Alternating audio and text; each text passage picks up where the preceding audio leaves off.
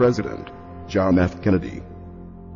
Ladies and gentlemen, the very word secrecy is repugnant in a free and open society, and we are, as a people, inherently and historically opposed to secret societies, to secret oaths, and to secret proceedings.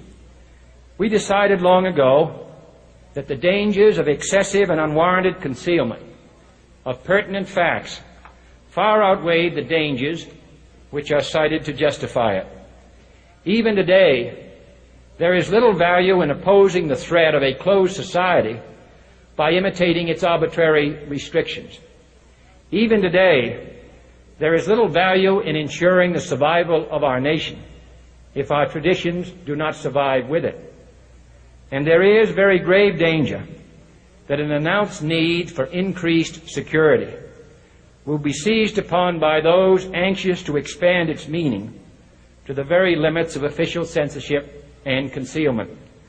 That I do not intend to permit to the extent that it's in my control.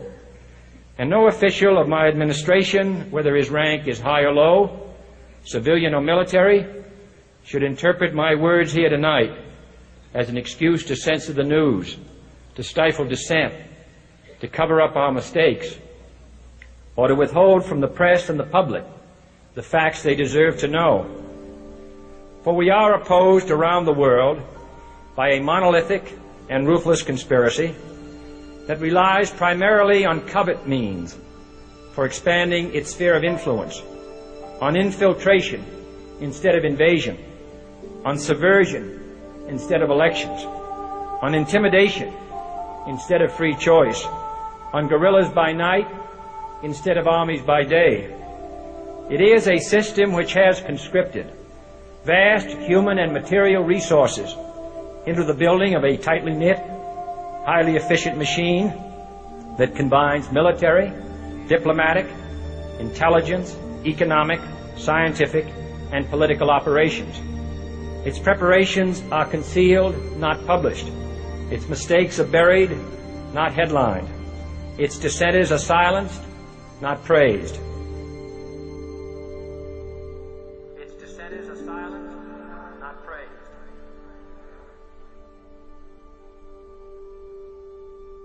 Its dissenters are silenced, not praised.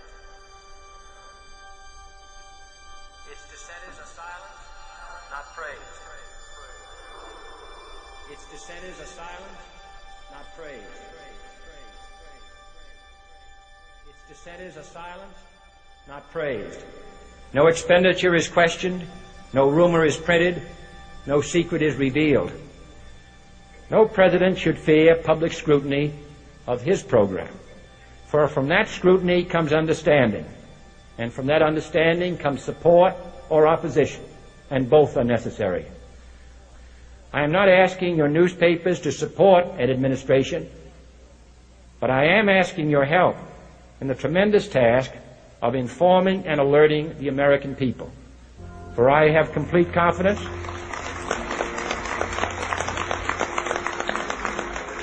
in the response and dedication of our citizens whenever they are fully informed.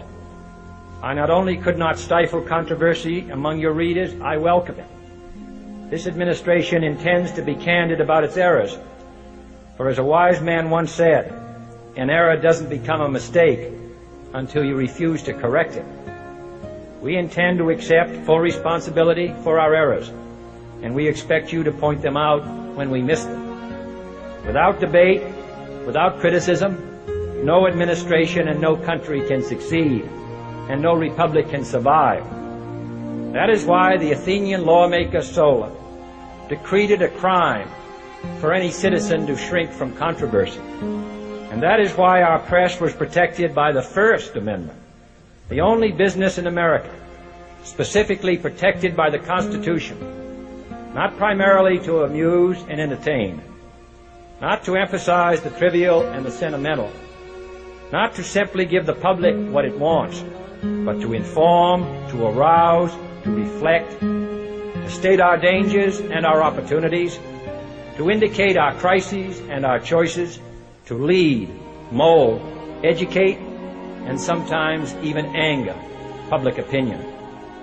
This means greater coverage and analysis of international news, for it is no longer far away and foreign, but close at hand and local. It means greater attention to improved understanding of the news, as well as improved transmission. And it means, finally, that government at all levels must meet its obligation to provide you with the fullest possible information outside the narrowest limits of national security. And so it is to the printing press, to the recorder of man's deeds, the keeper of his conscience, the courier of his news, that we look for strength and assistance, confident that with your help, man will be what he was born to be, free and independent.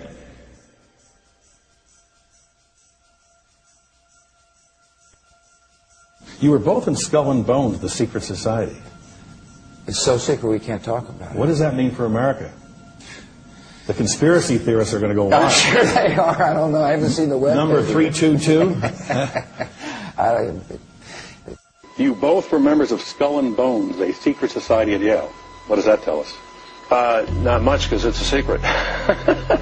Is there a secret handshake? Is there a secret code? I wish there were something secret I could manifest. 322, a secret number? There are all kinds of secrets, Tim, but one thing is not a secret. I disagree with this president's direction that he's taking the country. We can do a better job, and I intend to do it.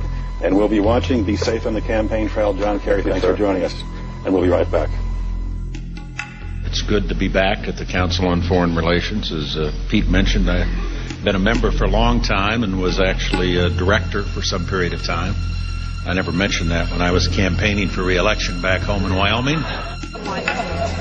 Senator Clinton, how you doing? I'm good. How are you? Can I ask you a quick question while you sign that? It was reported in June of 2006 you attended a meeting in Ottawa, Canada, the Bilderberg Group. Can you comment on that? What's going on for the Bilderberg meeting, and what do you guys talk about up there? I have no idea what you're talking about. Yeah, you do. I was reported you were up there, and people saw you up there. I just want to know what you guys talk about and meet about up there. Sir, I don't know. Why are they such top secret meetings? I have no idea what you're talking about. Your husband went to a Bilderberg meeting, too. I'm just wondering. I'm not being rude or anything. No, I just want to know what happens at these meetings. Well, since I wasn't there, I have no idea. Okay, thank you, Senator. Thank you. Howard. There you go. Thank you very much. Listen, I am a happy member of the Bohemian Grove. I like the folks who come there, and it's really inappropriate for me to talk about the group beyond that. Thank you. Have you been there for the ceremony with the cremation of care? Frankly, I don't think that's something I need to talk to you about.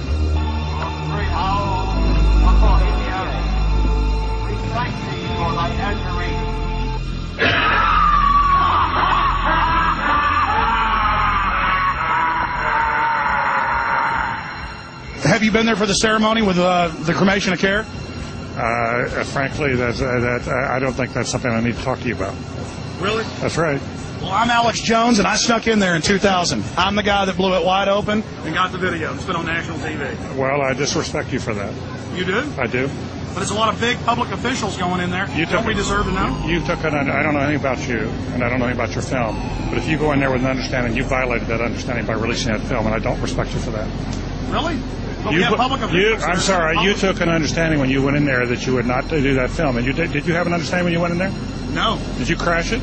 Yes. Yeah, and it has no trespassing signs there too, doesn't it? No, they put those after. Oh, I'm sorry. I'm sorry, sir. I've been there before. I know what the circumstances are, and I'm sorry you violated the understandings. That was not a gentlemanly thing to do. But what about the ritual? Is the ritual gentlemanly?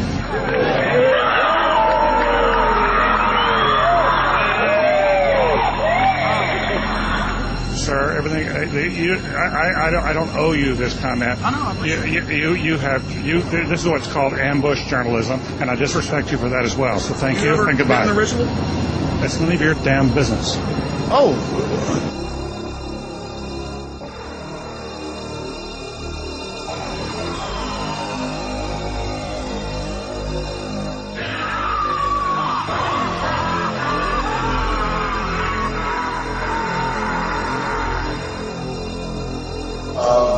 I'm not the Council on Foreign Relations. I don't know if I'm an official member. I've spoken there before.